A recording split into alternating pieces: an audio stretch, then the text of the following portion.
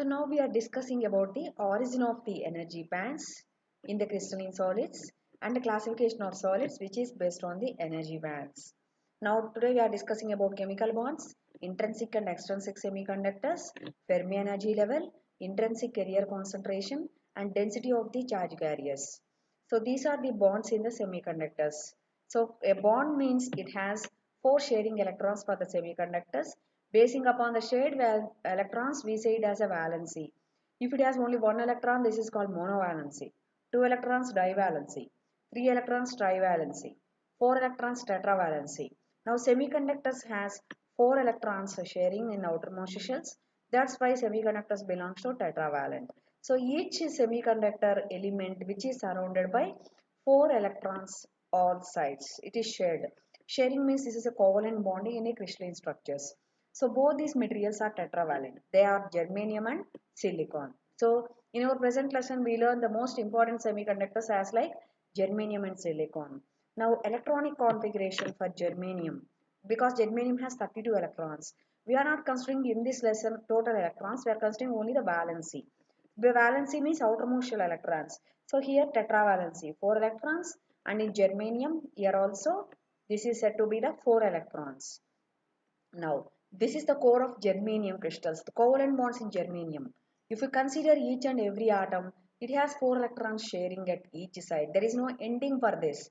So, basing upon the dimension of the germanium, we have taken here's this type of that.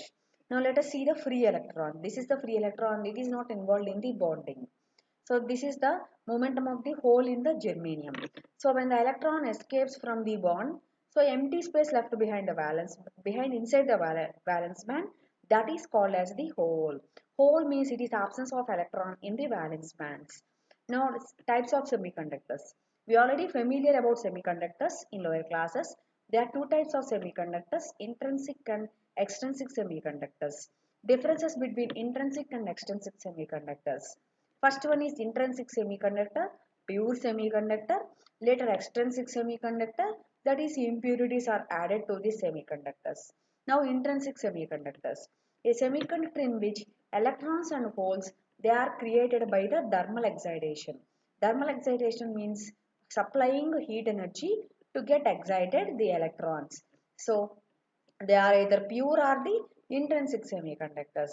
Now electrons reaching the conduction band from valence band due to thermal energy.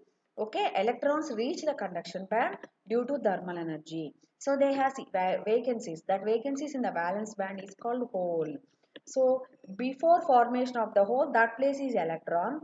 And when electron transmitted from valence band to conduction band due to thermal energy which we supplied, that is called as a holes. So for intrinsic semiconductors, number of electrons in conduction band is equal to number of holes in the valence band. In intrinsic semiconductors, the number of free electrons is always equal to number of the holes. This is the diagram for the intrinsic semiconductors. Here Si means silicon and each silicon is surrounded by the 4 valence electrons. That's why silicon or either any of the semiconductor belongs to the tetravalent form. Now another next semiconductor is the extrinsic semiconductor. So electrical conductivity means transport of electrical energy of pure germanium and silicon can be increased by adding impurities. So adding impurities is known as crystallization process. So why we are adding impurities? To increase the conductivity of the material, we can add impurities to the semiconductors. Here impurity means another group element can be added. So due to that, number of charge carriers will be get enhanced in the pure semiconductors. So after adding impurities, that material is called extrinsic semiconductors. So the added impurity may be either trivalent or pentavalent. Trivalent means 3 electrons as valence electrons. Pentavalent means 5 electrons as valence electrons. So let us see the examples. The suitable pentavalent elements are phosphorus, arsenic, antimony. So they has 5 valence electrons. Whereas trivalency elements are boron, aluminium and gallium. So all these three has 3 valence electrons and all these three has 5 valence electrons. So depending upon the type of the impurity added, extrinsic semiconductors are divided into two types. They are n-type semiconductors and the p-type semiconductors. N-type semiconductors, that means fifth group element is added. P-type semiconductor